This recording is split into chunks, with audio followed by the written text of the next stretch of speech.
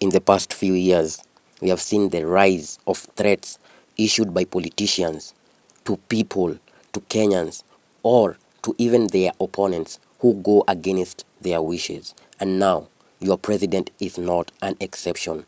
This is what he had to say. Na kama wako na kizirani na mimi, wawachane na Wakenya wakuje tukutane kando huko.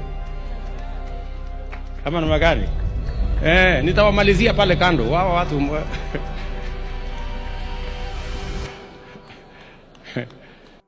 na ilikuwa sio kazi rahisi. Simulisikia iko makelele mingi. Kwa sababu unajua kurekebisha kitu iko na watu wamezoea maneno hapo katikati, lazima upite na hawa kidogo ndio mambo iende sawa sawa.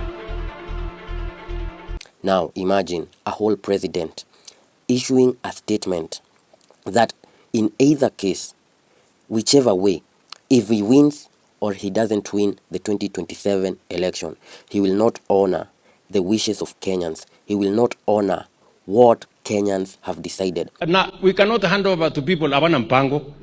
Ati mpango yao Ruto must go. Sasa Ruto must go itakusaidia na nini? Kwa sababu unajua kurekebisha kitu iko na watu wamezoea maneno hapo katikati, lazima upite na hawa kidogo ndio mambo iende sawa sawa. Ama ni aje jameni? So what he means by I will not hand over power, it is simply unconstitutional.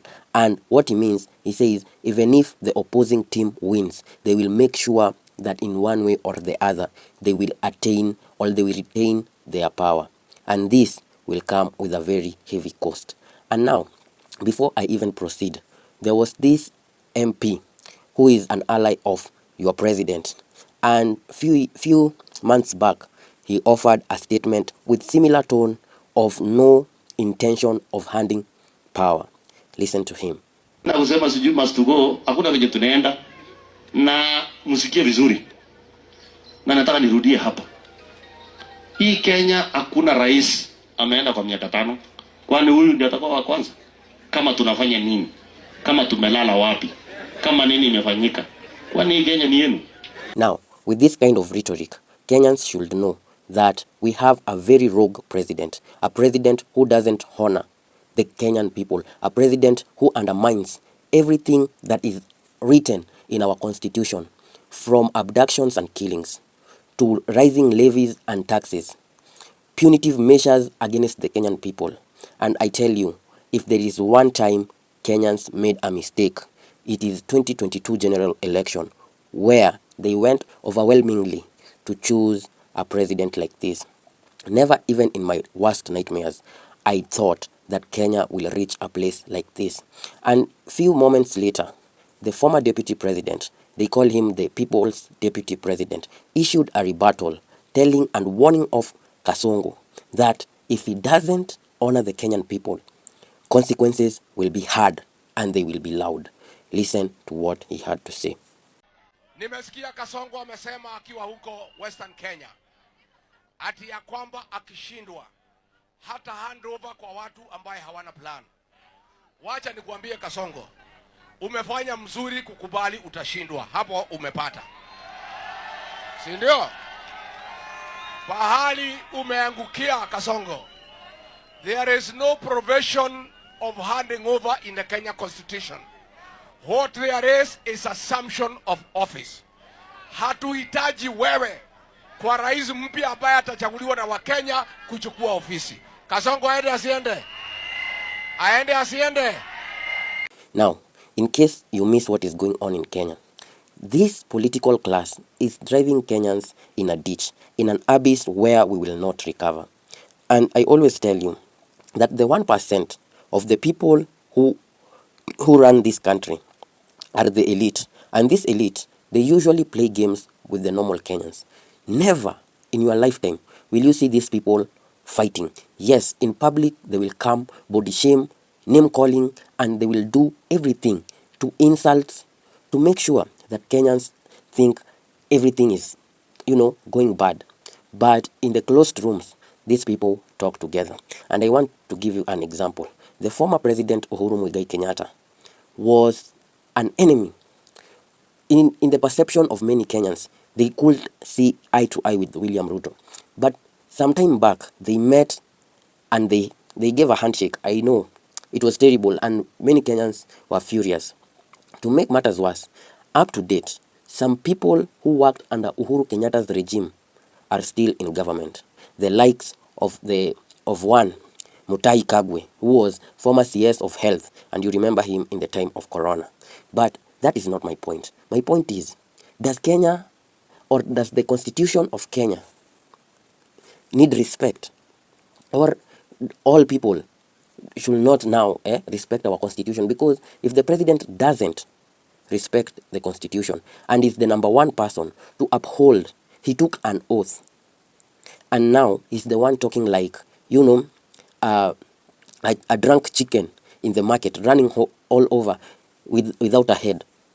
This president will plunge this country into chaos, and believe you me, we don't want to see that happen. Wakati ya kuchoma watu kwa kanisa imeisha. Safari utashindwa peupe, na ukicheza ulete nyokonyoko kabiti mara moja. And it is better we take our own country. We eliminate every political person we have ever seen in the political scene. Starting with Ruto, coming to Raila, Kalonzo and Brigade, Rigathi Gachagua and Brigade. We need a fresh blood. And I'm telling you, one day Kenya will come to stand still, because a person will come. I don't want it to be me, because if it will be me, it will be very brutal. We will start 1963 and we will uncover every cold case that has ever happened in Kenya. Every land grabbing, every corruption. So, we pray God that a fresh blood will come to rescue our country, and all these people to rot in jail, because there is no one there without dirt on him. And this name calling has been going on. This issuing of threats to the Kenyan people, disregarding our Constitution. It has gone for so long. And dear Kenyans, cousins, brethren, and neighbors, it is the high time we speak up. Because, as you can see, in the 2022 election, these tactics of scaring people were deployed. And now we can see them gaining momentum. And we are not even a year closer to the general election. Yet, our president, he has already smelt the defeat. He will be defeated on 2027. Because let me tell you, the dynamics of Kenyan politics changed. And if you want to know what I'm saying is correct, 2022, people did not just vote for Ruto because they loved him. They chose him because they had no other option. People did not want Raila because they said Raila is a project of Uhuru. And now, if you ask, even now, I had a lawyer by the name of Ndegwa Njiru asking the people of coastal area, between a dog and the President William Ruto, who would you prefer? And guess what? The people said they rather have a dog.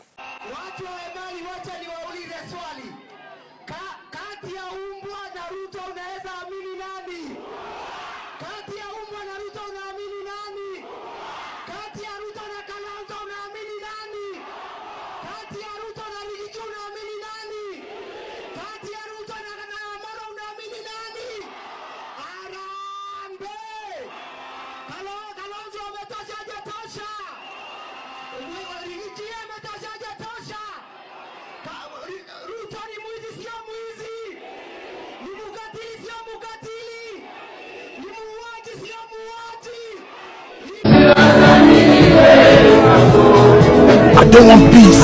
I want problems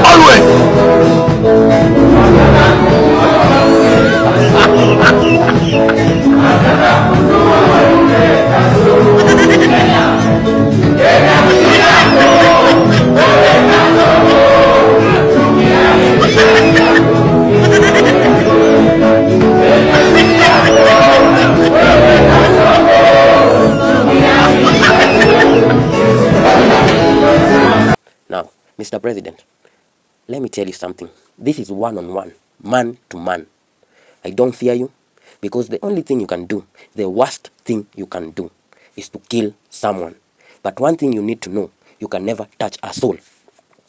All the blood that you have shed, all the people killed under your regime, their blood is in your hands. And let me tell you something. Nothing speaks more better, nothing speaks more fluent like a blood, like a crying blood. It can speak fluent than the English you speak, gibberish. I'm telling you, it will haunt you, it will trace you, it will track you down, and you will pay for it mercilessly. And dear Kenyans, let me remind you, don't see all the glamour, don't see all the flamboyancy, don't see all the exuberance that these people show you. Deep down in their hearts and their empty souls, they are sad. They are very unhappy. They go through misery. They don't have a life. And what they live for, they thrive in your pain. They thrive in your pain. This has been Anonymous Whistleblower. If you liked the video, please share, comment, and don't forget to subscribe. Signing out. Cheers. Be ready for the next one. Unatisha nani ba? Unatisha nani? Unatisha nani? William Ruto, unatisha nani hapa Kenya? Wewe unaweza tisha nani? Wewe kondoo ambaye hata una meno ya mbele. Meno ya mbele yote ni ya fake. Unaweza tisha nani wewe? Unatisha nani hapa Kenya bwana Ruto? Unatisha nani bwana? Hawa watu wengine hawana mpango. Wacha musipoteze na we cannot hand over to people hawana mpango. Ati mpango yao Ruto must go. Sasa Ruto must go itakusaidia na nini? Kasongo amesema akiwa huko Western Kenya ati ya kwamba akishindwa hata hand over kwa watu ambaye hawana plan. Wacha nikuambie Kasongo, umefanya mzuri kukubali utashindwa. Hapo umepata, si ndio? Pahali umeangukia Kasongo, there is no provision of handing over in the Kenya Constitution.